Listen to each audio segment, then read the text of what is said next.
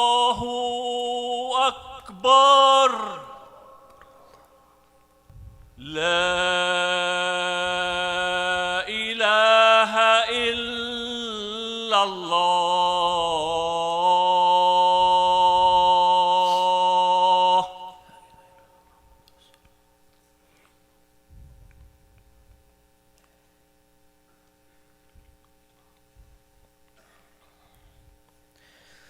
إن الحمد لله نحمده ونستعينه ونستغفره ونؤمن به ونتوكل عليه ونعوذ بالله من شرور أنفسنا وسيئات أعمالنا من يهده الله فلا مضل له ومن يضلل فلا هادي له ونشهد أن لا إله إلا الله وحده لا شريك له ونشهد أن محمدا عبده ورسوله.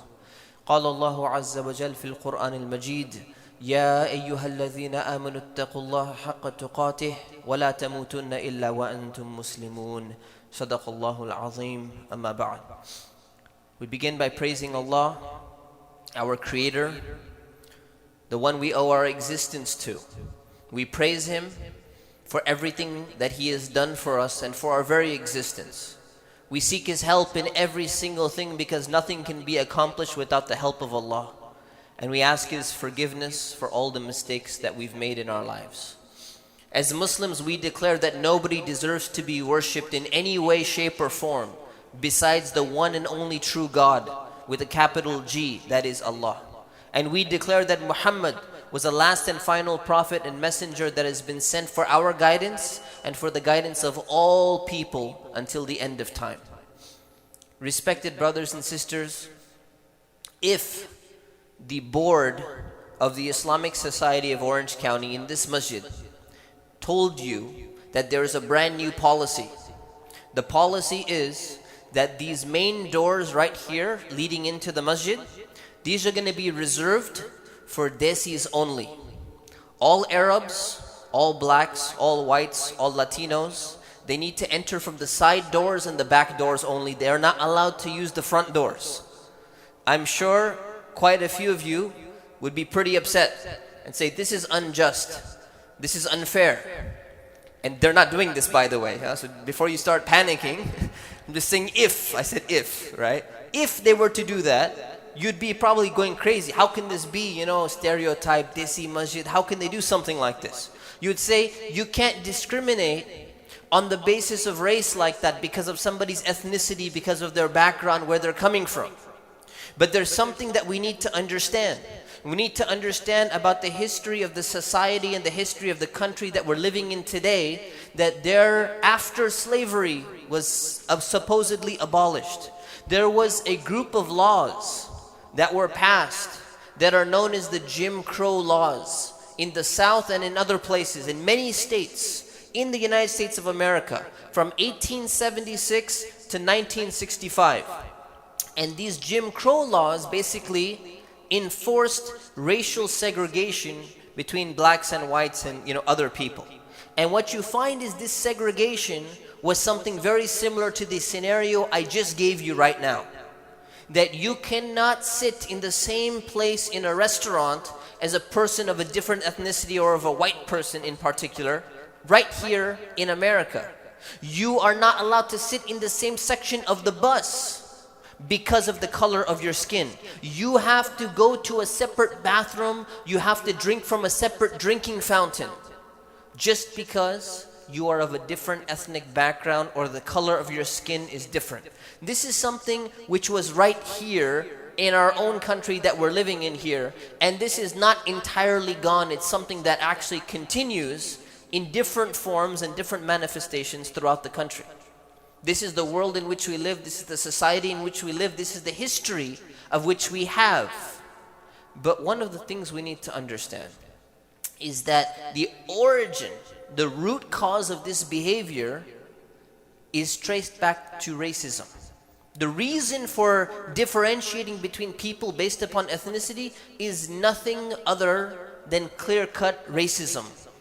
These laws, this attitude, this mentality is just racist in nature.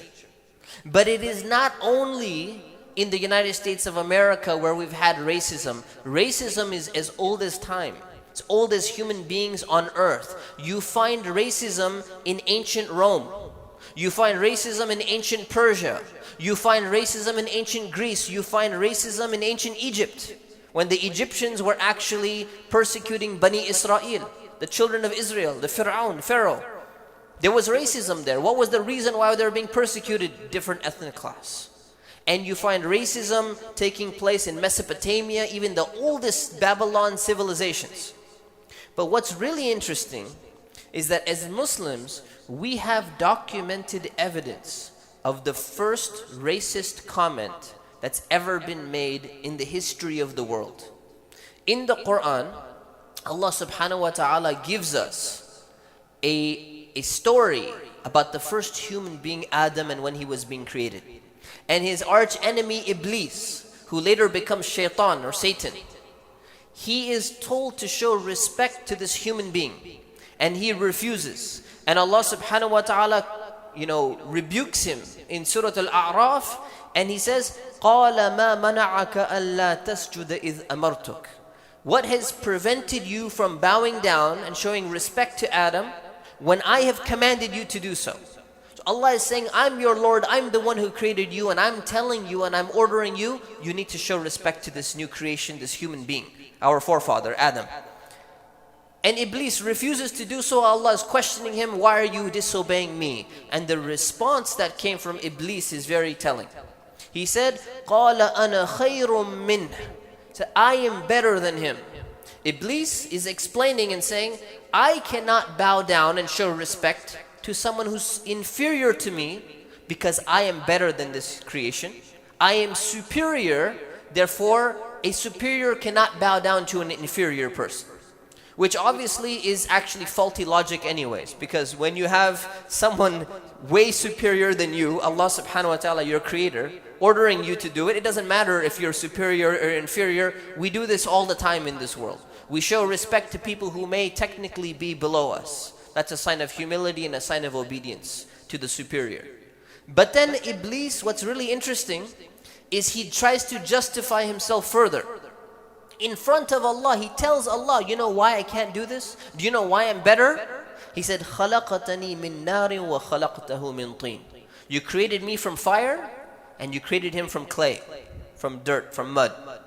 Therefore, because of the composition of my body, I am superior to the composition of this person's body. Therefore, there's no way I'm going to follow this command. I cannot bow down. I'm superior because of what I am composed of. And this is the first, the first instance of bigotry that we ever find in the history of the world that we know of, that Allah subhanahu wa ta'ala has documented for us. And you can't really argue that fire is somehow better than clay. You can make the opposite argument. There's really not much you can do. And Shaykh Ibn Taymiyyah in his tafsir actually listed 6 arguments of why Shaitan was wrong, why Iblis was wrong, and his arguments are all refuted by him. We're not going to get into that. But what's interesting is that racism today is very similar. Because if you look at it, what results in the skin color that we have, whether it's light or whether it's dark? There is a pigment in our skin. It's called melanin. And the type of pigment and the amount that you have is going to determine how the light is bouncing off of your skin cells. And that's all it is that determines how dark you are or how light you are. That's all there is to it. It's a pigmentation in your skin depending on how light is going to bounce off of your skin. Based upon that, people are discriminating against others, looking down upon others, driving through a street, locking their door if they see a person of this color. But if they see another person of this color, they're more comfortable. They don't need to lock their doors. And if we look at it, the underlying root cause of racism is actually arrogance.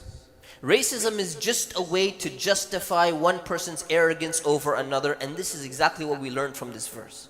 There's a root cause. The underlying root cause is kibr, meaning thinking that you're better than somebody else. And this is a spiritual disease. It's a disease of the heart. And it's something that we need to understand. How did Islam react to this? You see, when Islam came into Arabia, in ancient Arabia, the Arabs were a very racist people as well. It's not like racism is equal opportunity. A lot of people have had this problem. They've struggled with it, right? There are many people today who are still racist and they're Arab. There are many people who are white and they're racist. There are many people who are different backgrounds and they're still racist. So when Islam came into Arabia and the Prophet Muhammad sallallahu alaihi wasallam received the revelation of the Quran, there were many social ills in addition to racism. There was drinking, there was intoxication, there was adultery, there was prostitution, there was gambling, there was riba, which is interest and usury, usurious loans and all of these things. When the rules of Islam came, what's interesting is that for some of these social ills, when Allah subhanahu wa ta'ala chose to prohibit it, He did it in stages, in gradual stages. So for example, drinking wine, getting intoxicated. This is something which Allah prohibited over a period of time. So verses came down explaining that there's the harm of drinking outweighs its benefit, which is a sign that you need to start moving away from it. Then a verse came down later on, says do not approach prayer when you're in a state of intoxication. So you're banned from drinking for a few hours in the day before your prayer time is going to be coming. And then finally later on, after several years, the prohibition of alcohol comes. The prohibition of riba, of interest, same thing. It didn't just come in the beginning. It didn't come in the first 13 years of the revelation in the city of Mecca. It came over a period of time indicating that these type of economic transactions, there's a sense of injustice in them. And finally it was revealed that riba is not allowed in any way, shape or form near the end of the message of Islam, near the end of the revelation of the Quran. But when it came to racism, which was existent in that community, it was not something which gradually started to be modified and shaped. When Bilal, the companion of the Prophet, peace be upon him, who was black, he was from Africa, when he accepted Islam and he was liberated, he was a slave and he was liberated by Islam, it did not say that, you know what, Bilal, because you're black, because your skin is dark and there's a racism class going on over here in Arabia, we're going to start you off in the 4th row of prayer. Then eventually after a few years, we're going to move you up to the 3rd row, move you up to the 2nd row. Eventually you might make it to the 1st row after a number of years. No. Islam came immediately in one shot and said all people are equal. No one is going to be differentiated on the basis of their skin color, on the basis of their ethnicity, on the basis of their language. It came to eliminate that in one shot, even though it was deep-rooted and ingrained in the people. There's a wisdom from Allah subhanahu wa ta'ala, from our Creator in doing that. And when we understand that Islam did not just come with some kind of emancipation proclamation and say, you know what, all slaves are free, all people are equal, but it didn't practice it. It had a program in place to make sure, to ensure that this is something that's going to be rectified in the community. And one of the best ways to break that racism was the group prayer, the jama'ah, the community, the communal prayer. Anyone, it doesn't matter what race you are, doesn't matter what social class you come from, you're going to be standing right next to the other person. Doesn't matter what color he is, doesn't matter whether you feel like you're superior or inferior, you're going to stand right next to the person. And if you happen to be of an inferior social class or an inferior ethnic class and you're the most qualified person to lead the prayer, you're going to get up there in the front and you're going to lead the prayer with all the Arabs and all the other people in the back behind you, because that's what Islam came with. Islam came to remove these type of things. And what we find is that the Prophet Muhammad, peace and blessings be upon him, in his last major sermon that he ever gave, it's called the farewell sermon because he had over 100,000 companions with him in Mecca, and he was delivering this sermon, and he knows that he may not be there to give another, he may not meet most of these people who are listening to him. So whatever message he's going to give in this farewell sermon, it has to be something that's really, really important for the community to understand. So one of the things that he focused on, and I'm going to quote this, he said, in his farewell sermon, he said, all mankind is from Adam and Eve. An Arab has no superiority over a non-Arab, nor does a non-Arab have any superiority over an Arab. A white has no superiority over a black, nor does a black have any superiority over a white, except through piety and good deeds. Because that's all that matters in the sight of Allah. That's all that matters in Islam. piety, which Allah knows, He can see in the hearts, no one else can really tell, and good deeds that you're doing. That's all that matters in the end of the day. And then the Prophet ﷺ continued and he said, all of you should learn that every Muslim is a brother to every Muslim, and that Muslims constitute one family. Making it very clear that there is no room for this racism. It needs to be eliminated, it needs to be wiped out of the hearts of people. But you know what?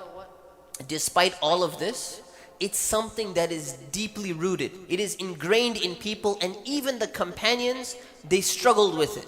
That's why we need to remind ourselves, because there are people today here, there are people in the Muslim community who are still struggling with this, despite the fact that they know this is what Islam teaches. Or if they don't know, now they know, inshallah, if they're listening. They know that this is what Islam teaches, and yet it's difficult for them to get it out of their heart. They still look down upon certain peoples from certain classes, from certain ethnicities, because of their color, because their skin is tanned a little bit, and they will look down upon them. And this is something that we need to realize. Even the companions, some companions, they struggled with this as well. When Usama ibn Zayd, near the end of the lifetime of the Prophet, peace be upon him, was put in charge of a certain army, some of the companions were questioning for two reasons. They questioned whether this person should be in charge, one, because he was young, and two, because his descent was from a slave family. He came back his father was a slave, and he grew up in that. So this was another issue. This is something that people need to fight against, because it's a spiritual disease, it's a spiritual illness. But one of the things I want to focus on is that we need to realize that there is a way that people get tricked into racism. And one of the ways that they get tricked is by giving false statistics. So I want to share this with you so that you can protect yourself, and I can protect myself by reflecting on this. And one of the ways it's done is you look at some statistics and you say, okay, let's take a look at black people in America, or African Americans in America.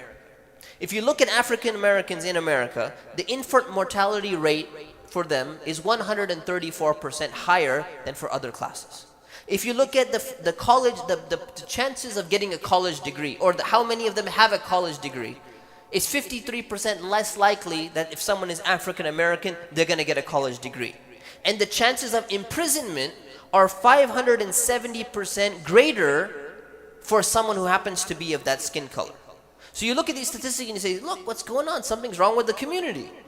And we as Muslims should understand this the best, because the Islamophobia that we're going through, we know that these same kind of statistics are being thrown out there against us. So many of us have woken up to the fact that, you know what? This is some manipulation going on. We need to look above and beyond that.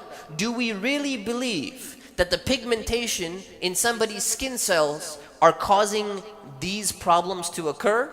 Or is there something wrong with the system? Is there socioeconomic injustice taking place? Is there discrimination taking place from the police department, from this, from that? All of these things. We have to understand that when a group of people have been treated as property for 246 years, and another 100 years of segregation over there, and discrimination in other parts, all of a sudden, it's not going to end in 1964 and 1965. We need to understand this well, and as Muslims, we need to understand the issues that our community is facing. Alhamdulillah, praise be to Allah, with the advent of technology, we are able to capture and get certain types of information that was previously unavailable to people in the past. So now, when certain instances of discrimination is taking place on a governmental level, or is taking place by a police department or by certain police officers, you find people having camera footage taking place of people actually being shot in the back, of people who are doing nothing, they're trying to surrender and they're being shot and they're being killed.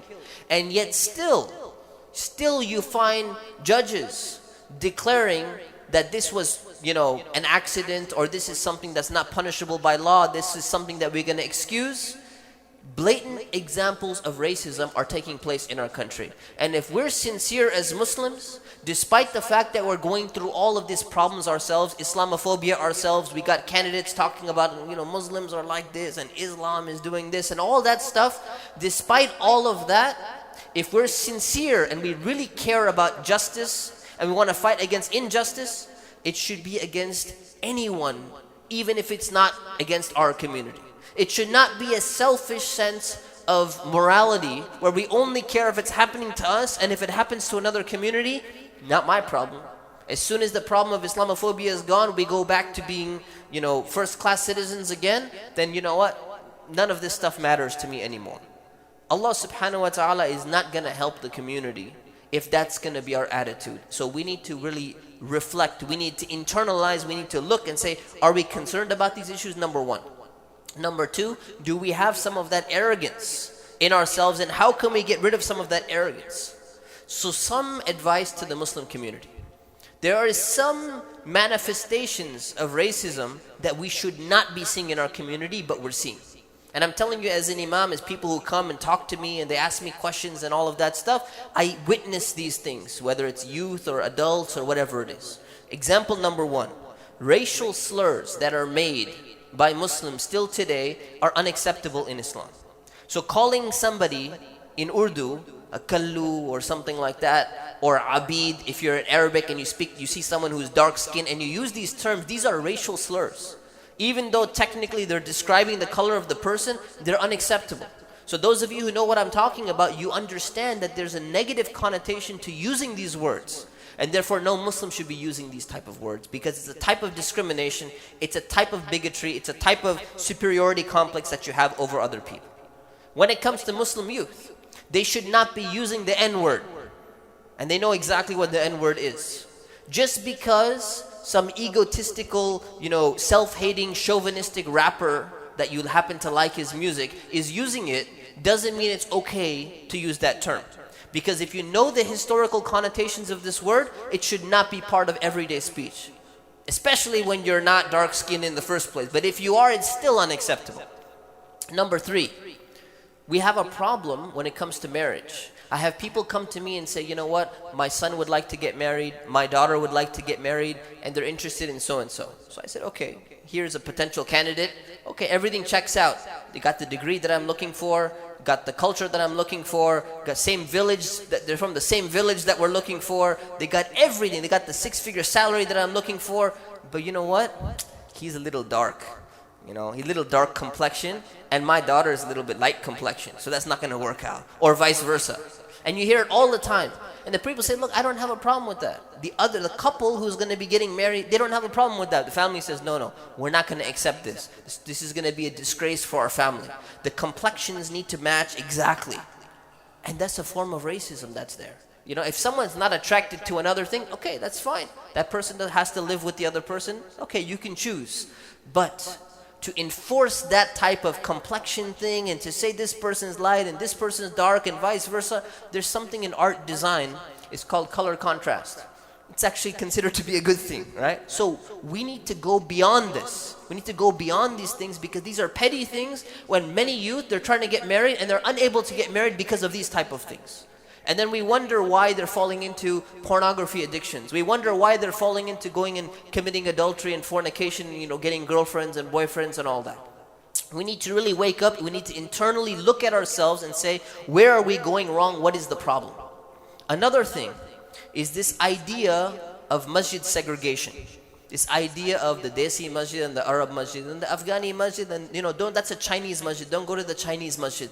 This needs to end as well. Maybe it was understandable, initial wave of immigration in the United States, people want to eat their own food, they want to speak their own language and their culture.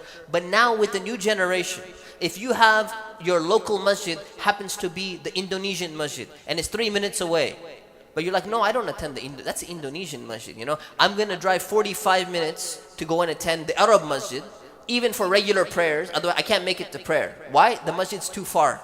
You have a masjid right next to your house. No, that's the Cambodian masjid. I can't pray over there because I'm not Cambodian. These type of divisions have really messed things up. And alhamdulillah, the younger generation doesn't really care about this so much, but it's still an issue in our community. And we need to realize that if it remains, if it becomes a perpetual problem and it continues despite the fact that most people speak English, then the only explanation can be there's a problem of racism built in there. And it's something that we need to work on.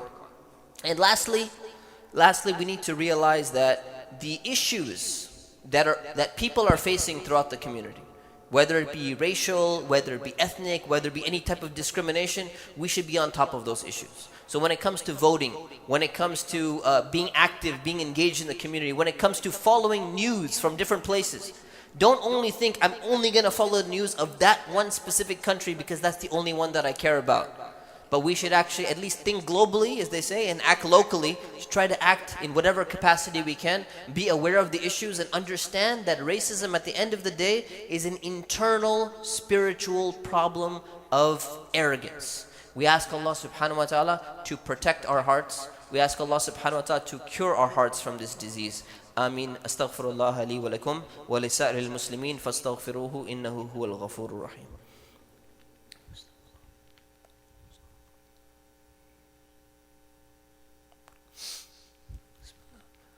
Alhamdulillah, alhamdulillah, wa salatu wa salamu ala rasulillah wa ba'd.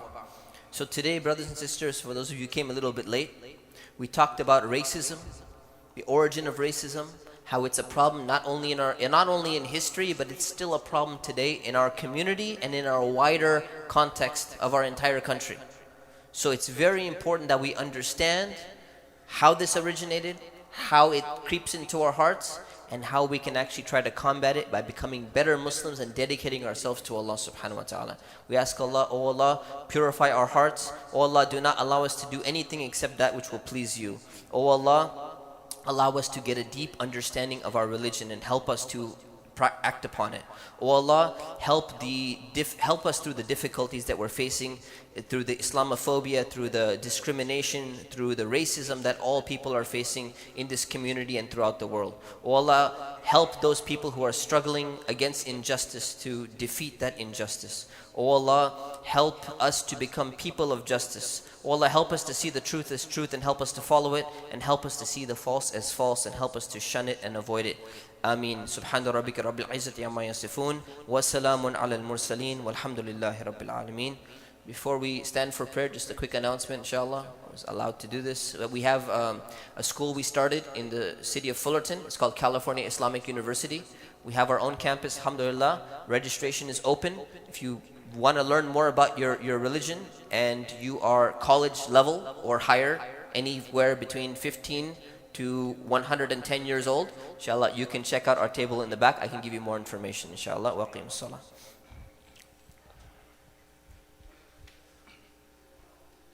Allahu Akbar, Allahu Akbar. Ashhadu an la ilaha illallah. Ashhadu anna Muhammadar Rasulullah. حي على الصلاة حي على الفلاح قد قامت الصلاة قد قامت الصلاة الله أكبر الله أكبر لا إله إلا الله. Please make sure your line is straight, shoulder to shoulder. Check your phones, make sure they're on silent. Allahu Akbar.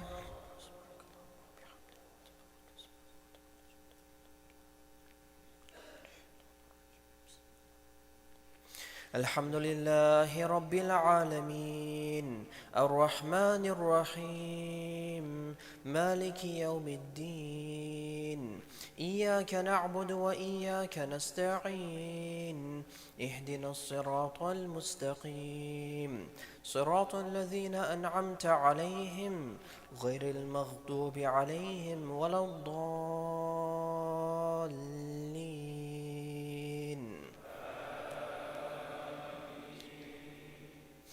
ألف لام ميم ذلك الكتاب لا ريب فيه هدى للمتقين الذين يؤمنون بالغيب ويقيمون الصلاة ومما رزقناهم ينفقون والذين يؤمنون بما أنزل إليك وما أنزل من قبلك وبالآخرة هم يوقنون أولئك على هدى من ربهم وأولئك هم المفلحون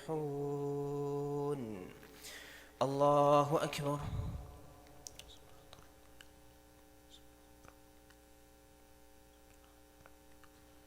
سمع الله لمن حمده الله أكبر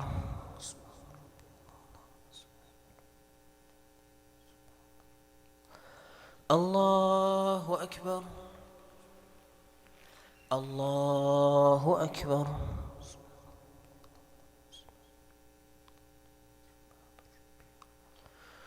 الله أكبر الحمد لله رب العالمين الرحمن الرحيم مالك يوم الدين إياك نعبد وإياك نستعين اهدنا الصراط المستقيم صراط الذين أنعمت عليهم غير المغضوب عليهم ولا الضالين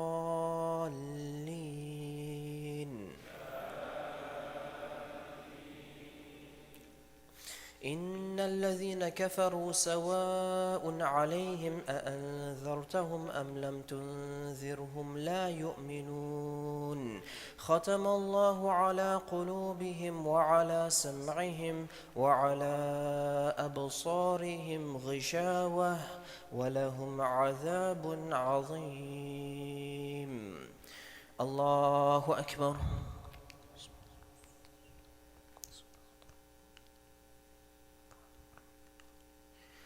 سمع الله لمن حمده الله أكبر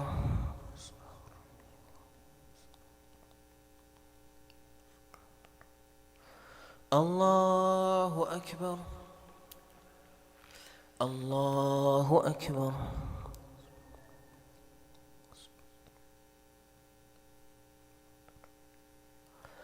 الله أكبر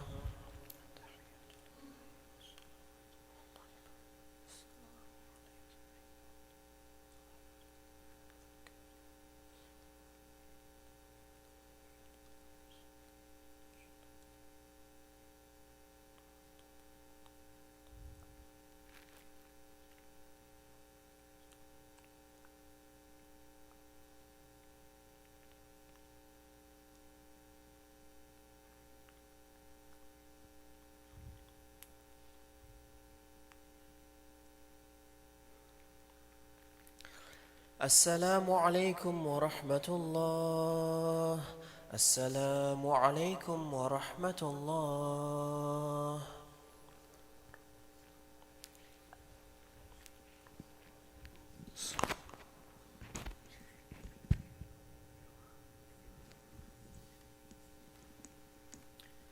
There's a request for dua, for shifa, for Sister Sayyida Nafu, Sister Rabia Imran, Sister Ibrahim, Rizwana and her family are going through difficulties as well, and dua maghfirah for our brother Ali Nusrat.